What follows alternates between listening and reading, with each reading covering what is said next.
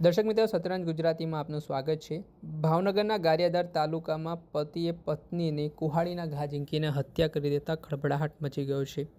આ બનાવથી વિસ્તારમાં ડરનો માહોલ પણ સર્જાયો છે। આ ઘટનામાં કહેવાય રહ્યું છે કે જે મહિલા હતા પાયલબેન, તેમના વિજય પરમાર નામના યુવક સાથે 2 વર્ષ પહેલાં લગ્ન થયા હતા, પરંતુ કોઈક કારણોસર વિજયભાઈ અને પાયલબેન વચ્ચે બબાલો થતી હતી, ઘર કંકાસ થતો હતો અને તેના કારણે પાયલબેન રિસાઈને પોતાના પિયર આવી ગયા હતા અને તેઓ પોતાના માતા પિતા સાથે રહેતા હતા।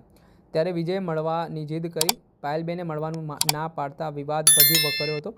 ત્યારે મારવાના ઈરાદે વિજય છે તે કુહાડી સાથે પોતાના સાસરિયા પક્ષના ઘરે ઘૂસી આવે છે। પાયલ ક્યાં છે તેમ કહીને બૂમાબૂમ કરવા લાગે છે અને પાયલબેન બહાર આવતા તેમના ગળાના ભાગે આડેધડ કુહાડીના ઘા ઝીંકી તેને મોતને ઘાટ ઉતારી ભાગી જાય છે। આ મામલાને લઈને શું કહી રહ્યા છે ડીવાયએસપી, તેમને સાંભળો।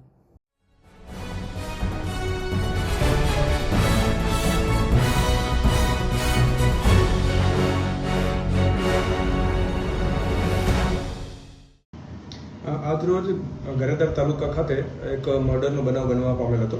બનાવની વિગત જોઈએ તો આ કામના આરોપી વિજયભાઈ વેલજીભાઈ પરમાર કે જેઓ હાથિયાધાર પાલીતાણાના રહેવાસી છે, તેઓના આશરે 3 વર્ષ પહેલાં પાયલબેન પરમાર કે જેઓ મફતપરા ગારિયાધારના રહેવાસી છે, તેઓની સાથે 3 વર્ષ પહેલાંના લગ્ન છે એ થયા હતા।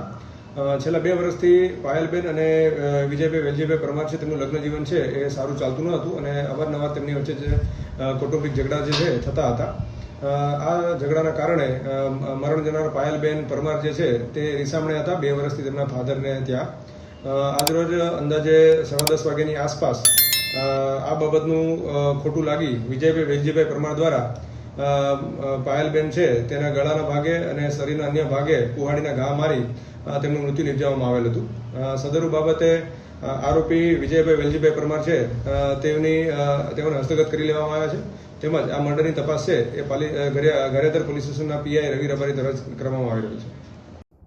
જે આપણે સાંભળ્યા હતા ભાવનગરના ડીવાયએસપી, આ ઘટનામાં જે વિજય નામનો આરોપી છે તેની સામે હત્યા અંગેનો પોલીસે ગુનો નોંધી તેને દબોચી પાડવા માટે હવે તપાસના ચક્ર ગતિમાન કરવામાં આવ્યા છે। અને જે રીતે સરા જાહેરમાં હત્યાનો બનાવ સામે આવ્યો છે, જેમાં ઘર કંકાસને કરુણ અંત આવતા જે હત્યા જે આવેશમાં આવીને આરોપી દ્વારા કરવામાં આવી છે તેને પકડવા માટે હવે પોલીસે પણ તપાસના ચક્ર ગતિમાન કર્યા છે। દર્શક મિત્રો, આવા જ વિડીયો જોવા માટે સતરંજ ગુજરાતી જોતા રહો, લાઇક કરો, શેર કરો।